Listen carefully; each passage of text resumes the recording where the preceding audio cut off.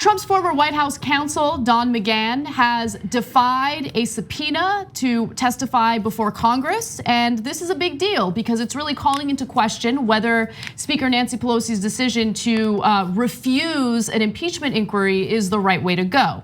Now, according to reports, White House counsel Don McGahn, who witnessed extensive and likely criminal obstruction of justice, failed to honor a Judiciary Committee subpoena honoring Trump's command not to appear.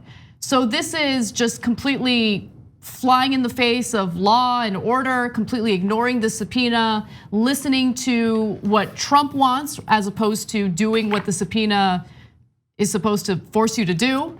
And if this is yet another action that the Trump administration gets away with, well, it's sending a very clear message to the Trump administration and future administrations that you can go ahead and ignore our system of checks and balances. You can go ahead and ignore Congress, and no one's gonna do anything about it. And also, though, this is just such a potpourri of idiocy. I mean, the thing about preventing Don McGahn from speaking in front of the Senate Judiciary Committee is that Don McGahn already gave his testimony to Robert Mueller. And he was, I think, one of the two biggest witnesses for the entire Mueller report. Yes. And the administration at the time was like, yeah, sure, go ahead, go testify to Mueller, whatever. Like, they didn't even prevent him at the time. And now suddenly they want to prevent him essentially probably from just saying what's actually in the Mueller report. Actually, what's amazing about that story is, if you guys can remember, this was some time ago, after McGahn had given this extensive testimony to the special counsel, there was a story that broke, I believe in the New York Times, about how the Trump administration didn't even care to ask for a brief.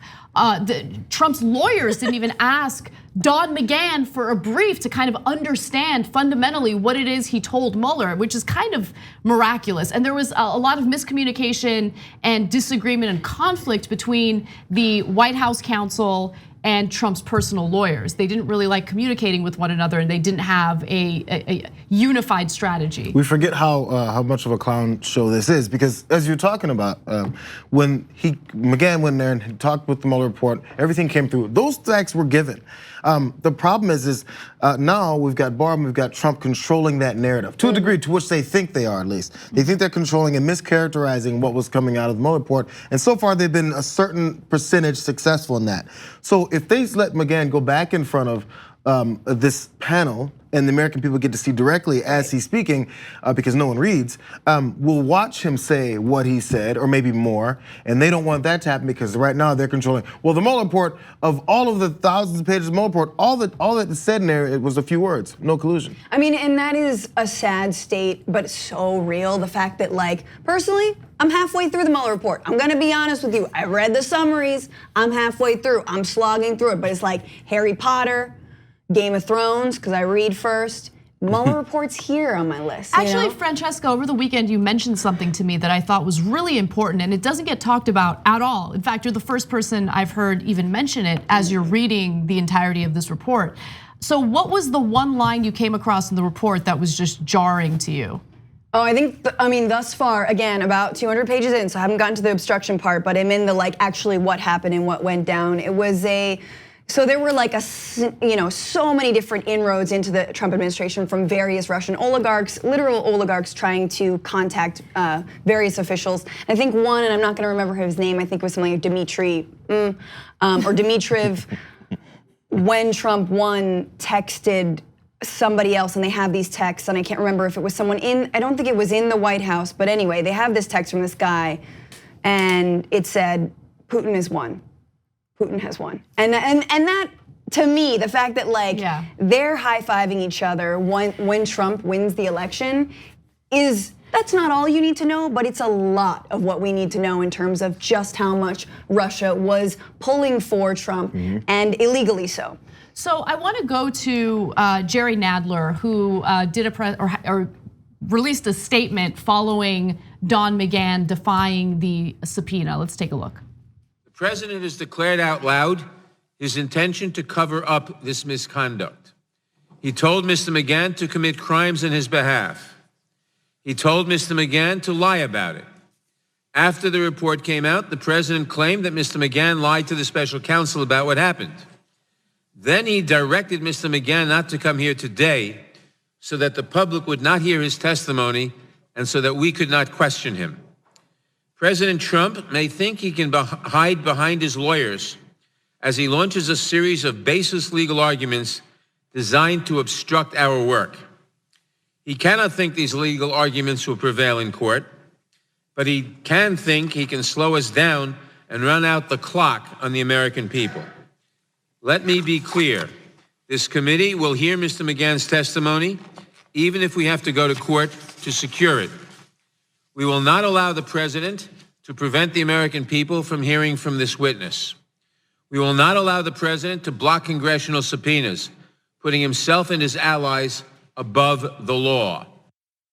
So that's a lot of tough talk coming from Jerry Nadler. Following that statement, the House Judiciary Committee also had 2 additional subpoenas, one for former White House Communications Director Hope Hicks, and the other for former Deputy White House Counsel Annie Donaldson. And so again, they're giving out more subpoenas, and there is a lot of tough talk, but there is still a considerable amount of disagreement among Democrats as to whether or not pursuing an impeachment inquiry makes sense. And we'll get to that conversation in just a second, but I want you guys to jump in and share your thoughts on what Jerry Nadler had to say there. I'm still on I'm waiting. You kind of said it from what I was thinking. I'm ready to see it. We've had a lot of tough talk. We've had a lot of, you know what, I'm sick of this. I'm tired of this. You know, we're the Congress. This is the Judiciary Committee. Listen to me. Now we're gonna give another subpoena and have you guys defy it again. The next time, hey, we have another empty chair. I can't believe they would do this to us again. Let's try it again next week. And I can't believe they would do this to us again. We're not gonna waste any more time. How many more times are we not gonna waste any more time not doing anything? I also think though that image of McGahn, his name right there, another Donald in an empty chair. Everyone is convened, the entire Senate committee. That is an embarrassment to this country. And that you are in the White House, you are counsel to the president, and you're not there. This is, we still have a constitutional democracy here. You don't just make up the rules and you're not showing up. So yeah, the next step is to hold him in contempt. What's incredible to me is that, I mean, this is a lawyer who understands the law and is somehow thinking it's a good idea to be Trump's lackey in this situation. Who threatened to resign at another point, right? At the most pivotal point that we all know, right? On Air Force One, and Trump says, I'm gonna fire the special counsel. Right, and he, again, threatened to quit as a result of that. So what's amazing about this entire story is we know who's, acting contrary or counter to what the law indicates they should do. And at the same time, you have Trump, who just recently gave a rally in Pennsylvania, arguing that he's the one who has been the victim of criminal behavior. Here he is making that case again. Nah, we caught them. They were spying. They were spying on our campaign. I'll tell you what, if that ever happened to the other side, this thing would have been over 2 years ago. And it would have been treason. They would have called it treason. And that's what it is. It was treason. And it should never be allowed to happen to another president again. Ever, ever, ever.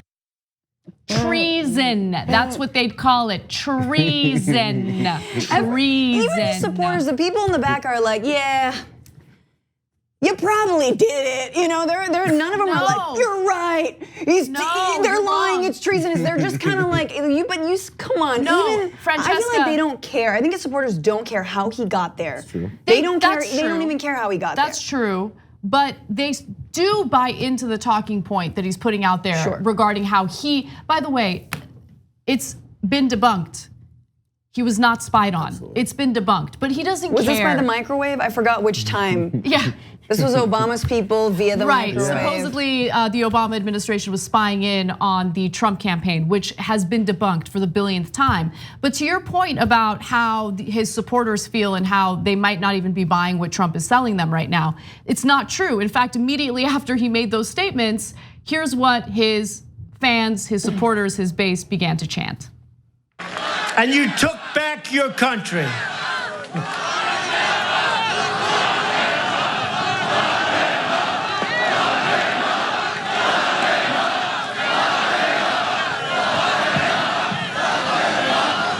we have a great new Attorney General who's going to give it a very fair look. Very fair look. So they're chanting lock them up, meaning the individuals that Trump has compiled a list of. John Kerry is on that list. So Trump wants William Barr, the Attorney General, to launch an investigation against Trump's political opponents. And all the people he's blocked on Twitter. Also, why does he always give rallies outside of an Air Force One like it's some awful MAGA Lost episode, you know, where everyone's like marooned on an island? Doesn't that feel like that? That doesn't sound awful, that sounds awesome.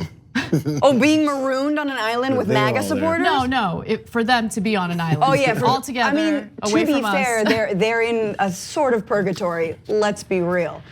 Yeah, it's amazing. And look, what he has done successfully, in my opinion, is twist the story in a way that actually works to his advantage when it comes to his base. I think that the majority of Americans who aren't part of his base aren't buying the argument that he's selling there, but his base has been primed. They've already been convinced that the real person who's the victim in this whole scenario is Donald Trump. And so look, there's really no point in trying to convince them otherwise, but I do think that it's a scary situation where you have someone who continuously acts as though he is above the law. You have the Democratic leadership who allows him to believe he's above the law because they refuse to pursue an impeachment inquiry. It's very different from an impeachment proceeding. And it sets the tone for where this country is gonna head if we don't find politicians that have enough of a backbone to hold this guy accountable for his actions. There's enough people chanting lock them up for the folks that would actually do something about it to be afraid of them acting. Acting in one way, who knows, but the thought process being, hey, they keep chanting lock them up and lock her up and lock him up, even though all of his associates keep getting locked up. Despite all that, we still have to worry about it because they're still worried about politically how it's gonna work because he's controlling that narrative. Which the magnitude of what we're talking about, and Trump, when he says if the shoe were on the other foot, let's talk about if the shoe were on the other foot. And a Democratic presidential candidate had what we know, known business interests standing to gain billions of dollars working with a foreign government that was at the same time meddling in our elections, and then not only encouraged that meddling, encouraged it, find the emails, right. Also then diffused whatever the WikiLeaks DNC hacks, diffused essentially what was theft, right? And was illegal. And again, I don't put the GRU in the same, this is not Edward Snowden we're talking about, all right? Like if the shoe were on the other foot, impeachment hearings would have started 6 months ago. They would have started 2 years ago before before a Democratic president would have even assumed office. Impeachment hearings would have begun. Yeah. All right. So the whole shoe on the other foot things is, the fact that we are just sort of, oh well, do we like Mike Pence? Oh, does it look bad before 2020? No, it doesn't matter. You impeach. The TYT Plus app is now available on iOS and Android. Download to get more TYT content at tyt.com/app.